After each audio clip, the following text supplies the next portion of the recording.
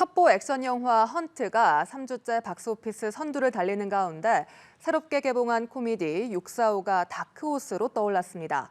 박스오피스 소식과 함께 가을 극장가를 책임질 주요 기대작들 소식 유성은 영화평론가와 함께 짚어보겠습니다. 어서 오십시오. 안녕하십니까. 네, 영화 645가 다크호스로 떠올랐습니다. 이게 북한말로 645가 그러니까 로또란 뜻인데 이게 네. 어떤 영화입니까? 네. 그 군사분계선에서 그 바람에 날려서 네. 1등으로 당첨된 57억짜리 로또가 북한으로 넘어가게 됩니다. 네. 그래서 이제 그것을 북한 군인이 이제 죽게 되면서 벌어지는 이야기를 다루고 있는 작품인데요. 아무 생각 없이 볼 수 있는 코미디 영화로 사실 지금 이제 블록버스터들이 쭉 개봉을 해왔고 최근에는 이제 스릴러들이 개봉을 하고 있는데 그 사이에서 이제 코미디를 좋아하시는 분들이 가족들과 함께 볼 수 있는 작품이기 때문에 상당히 인기를 끌고 있습니다. 네. 이 헌트는 17일 연속 박스오피스 정상을 지키고 있습니다. 곧 400만 돌파를 할 것 같아요. 네, 조금 요즘에 영화를 보시는 분들 관객 수 전체적으로 좀 많이 줄어든 상황이라서요. 네.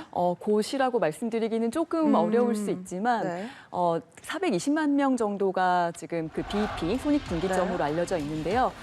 거기까지 지금 이제 좀 롱런할 수 있을지 기추가 주목되고 있습니다. 이 헌트가 국내뿐 아니라 해외에서도 주목을 받고 있다는데 어떤 내용입니까? 아무래도 이제 오징어 게임의 주역인 이정재 씨가 그 감독을 맡아서 활약한 작품이기 때문에 이 작품에 대한 관심이 이제 외국에서도 굉장히 뜨거웠는데요. 칸 영화제에서 처음에 첫 선을 보였을 때도 네. 정우성 씨와 함께 이제 홍보를 했을 때 그때 정말 기립박수를 네. 그렇기도 하고 상당히 그 두 분 가는 데마다 이제 많은 분들이 이제 주목했었던 그런 일들이 있었는데 지금 또 이제 토론토 국제 영화제에도 초청이 됐고 네. 12월 달에 그 북미 개봉을 앞두고 있습니다. 그때도 아마도 이제 그 오징어 게임과 관련해서 또 이정재 씨가 계속해서 지금 또 캠페인을 벌이고 있는 부분들이 있기 때문에 그때까지도 관심이 많을 것으로 예상이 됩니다. 네, 과연 해외에서 또 어느 정도의 흥행을 거둘지도 지켜봐야겠습니다. 또 한산 용해 출연 700만 관객 돌파를 눈앞에 두고 있는데 이게 손익분기점은 넘긴 거죠? 네, 손익분기점은 넘겼습니다. 올해 이제 개봉한 블록버스터들이 사실 좀 많이 부진했기 때문에 이 작품이 상대적으로 좀 많이 두드러지는 경향은 있는데요. 네. 사실 이제 손익분기점을 이제 600만에서 650만으로 보고 있었기 때문에 네, 많이 넘기지는 못했고요. 네. 지금까지 이제 상황을 봤을 때 다른 작품들에 비해서는 많이 봤지만 지금 코로나 이전의 관객들만큼 지금 관객이 많이 들지 않는 상황이기 때문에 이 정도는 사실 이제 배급사나 제작사로서는 조금은 아쉬운 스코어라고 할 수가 있겠죠. 네, 이 전편 명량이 역대 네. 우리나라 박스오피스 1위 네, 영화죠? 최다 관객 수를 네, 1,700만이었습니까? 1,761만 명입니다. 네. 그런데 이 명량에 비해서는 좀 이렇게 속도가 네. 느린데 코로나 상황도 있겠지만 명량과 이 한산을 좀 비교를 해주신다면요? 두 작품 이제 같이 보신 분들 다 느끼셨겠지만 사실 명량의 경우에는 상당히 이제 심파적인 요소가 강했죠. 네. 네, 조금 더 이제 뜨겁게 가슴을 끌어오르게 만드는 그런 요소들이 많이 작용을 했었다면은 이번 작품은 그 동안에 이제 한 8년 정도의 시간이 흘렀기 때문에 8년이나. 관객들의 성향도 많이 바뀌었고 그런 부분들을 감안해서 조금 더 모던하고 세련된 그런 작품으로 만들려고 했다라는 생각이 많이 들고요. 네. 뒷부분에 이제 뭐 눈물을 자아내는 부분보다는 통쾌함을 더 강조하고 우리 장수들이 어떤 식으로 이 해전을 승리로 이끌었는지 그런 부분의 그 작전의 어떤 묘미 이런 것들을 더 많이 주려고 했던 부분이 있었는데 네. 우리가 뭐 애국주의 그러니까 내셔널리즘 소위 이제 국뽕이라고 하는 이제 그런 부분들이 사실은 그 대중 영화에서는 굉장히 중요한 요소고 그리고 심파도 마찬가지거든요. 이제 그런 부분들을 이제 줄이면서 조금은 더 어떤 완성도나 이런 부분이 좀 더 세련된 그런 작품으로 갔지만 그럼에도 불구하고 이제 대중들에게는 조금 그 전작에 비해서 좀 못 미치는 그런 흥행을 가져온 요소가 아닌가 합니다. 네, 또 한산에 또 또 다른 속편이 이제 네. 노량이 또 네. 개봉을 하죠. 네, 이번 이제 겨울에 음. 완성이라고 할 수 있는 3부작의 완성이라고 할 수 있는 노량이 개봉을 예정하고 있습니다. 네. 배우 현빈의 결혼 후 첫 작품이죠. 공조 2에 대한 기대감도 큽니다. 사실 범죄도시 2라던가 미니언즈 2 이렇게 속편이 올해 유독 강세를 보여서 흥행 여부 어떻게 점치십니까? 네, 저는 이제 공조 아마 재밌게 보셨을 걸로 예상을 하는데요.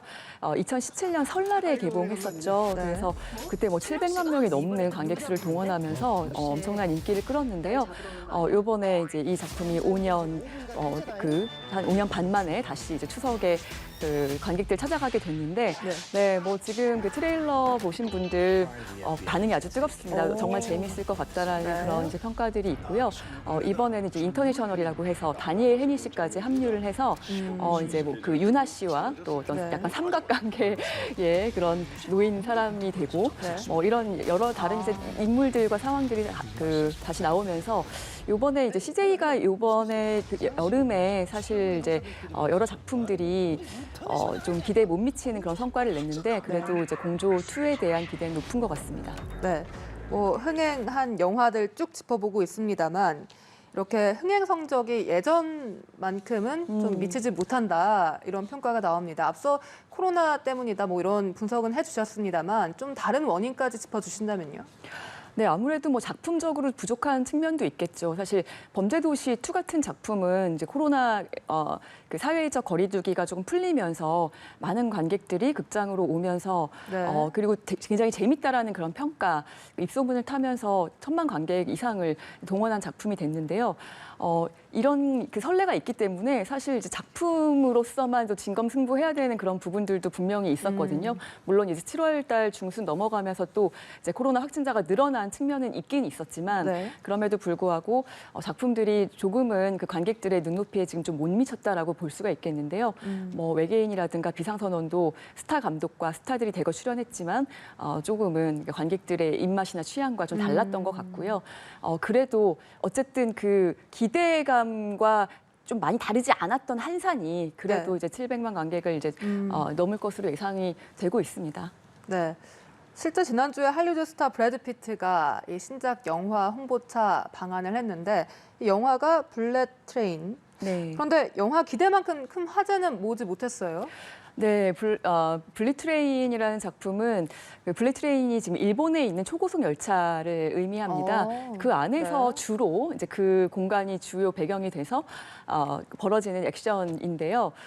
사실 이 작품 저는 정말 재밌게 봐서 재관람까지 마친 상태임에도 불구하고 N차 관람까지 하셨습니까?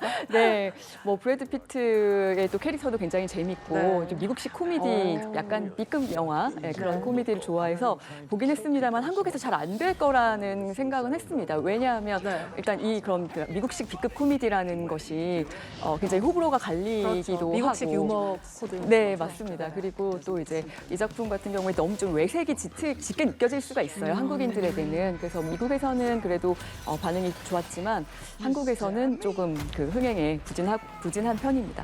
네, 그래도 재밌게 보셨다는. 네, 저는 개인적인 취향입니다. 네, 알겠습니다.